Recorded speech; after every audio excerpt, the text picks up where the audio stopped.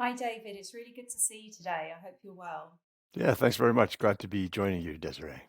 Good. And I hear that it's Clean Air Day in Canada today. It is Clean Air Day, although ironically, we have massive forest fires across the country. So there's a lot of very poor air quality across Canada and the United States today because of the fires. Yeah, I was reading about that, and I hear that it's hit New York City as well, and people can't see the Statue of Liberty. Right, it's really quite dramatic. And then the sky is kind of smoggy, and the sun is orange. Sun is kind of an orangey red color.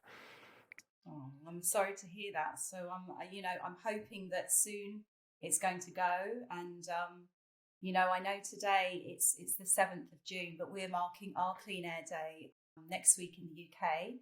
And I know Hmm. that's the reason that you decided to join us today. And thank you for your time. Oh, it's a pleasure. Yeah, so really today I just wanted to ask you about government interventions. And specifically, we've got one coming up soon at the local level, so at the London Hmm. regional level, called the Ultra Low Emission Zone. And Yes.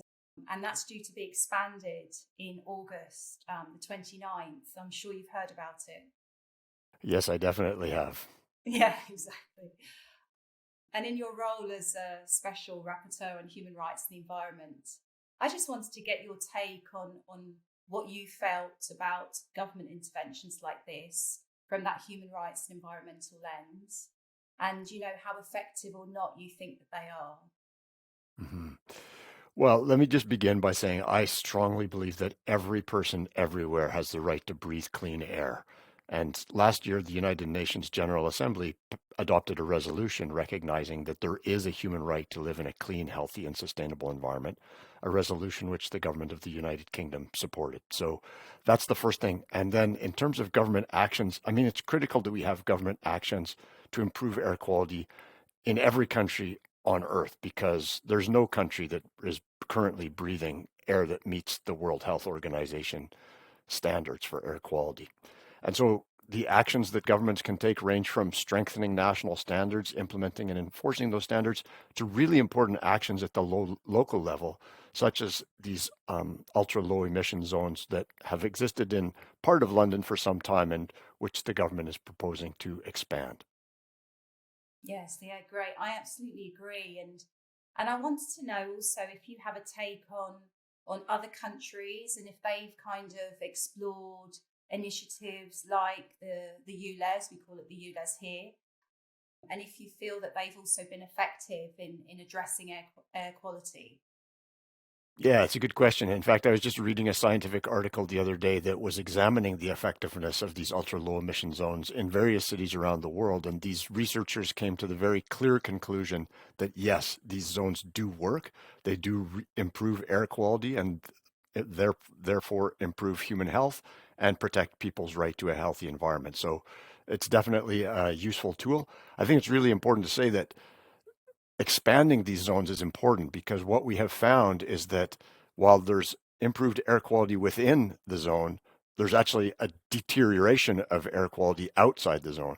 And so that's really an unjust situation. And so it's going back to what I said at the outset, everyone has the right to breathe clean air, not just people who live in the center of these big cities. Yeah, yeah, absolutely. And I think, even the wildfires today in Canada and the fact that it's been Mhm. traveling to America and New York is testament to the fact that pollution is traveling.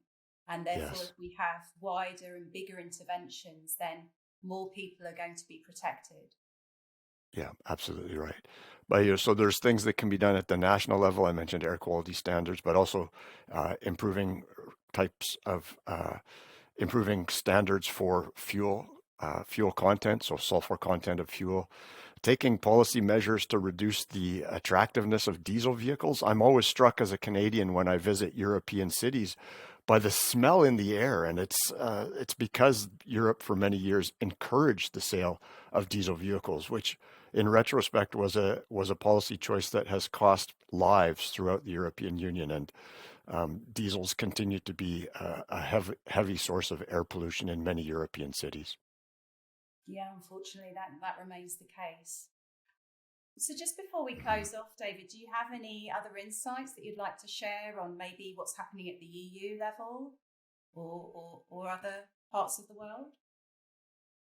Sure, a couple of things I'll say. One is that there is an ongoing process of strengthening the European Union's air quality standards, which, of course, the UK having exited the European Union, those standards won't apply in the UK, but the UK has taken some positive steps in terms of strengthening its air quality standards. Not as strong as we might like because they haven't strengthened them to be following the World Health Organization guidelines, but they're moving in that direction. But I also would like to say that there is currently a bill before Parliament in the UK called the Clean Air Human Rights Bill, also known as Ella's Law, which is named after this beautiful British child who died because of air pollution almost a decade ago. And I really would encourage the government of the UK to change its position and to actually support the passage of that law because it would result in a number of positive changes for air quality for everyone living in the UK and potentially prevent the tens of thousands of deaths that are occurring every year because of air pollution in your country. Yeah, I absolutely agree, David. And I know Rosamond, and I know she's going to be very Ah, yes. pleased and happy to hear that. So thank you for those Hmm. comments. And thank you for your time My pleasure. today. And I really wish you well. Thanks very much, Desiree, and keep up the good work in promoting clean air for everyone in the UK.